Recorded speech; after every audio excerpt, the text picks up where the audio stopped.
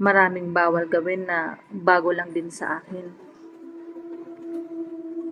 At 1 linggo pa lang ako noon sa kumbento, pero marami na akong kababalaghan na nararanasan. Isang gabi, habang kami ay sabay-sabay na nagdarasal ng mga madre, ay nakita ko ang aking kasama na si Joanna. Tahimik lang ito at nanlilisik ang mga mata. Tinanong ko ito kung okay lang siya, pero hindi ito sumasagot. Kaya ibinaling ko na lang din sa pagdarasal ang aking atensyon. Kaso, maya-maya lang ay may naririnig na akong nagsasalita ng mabilis at pabulong.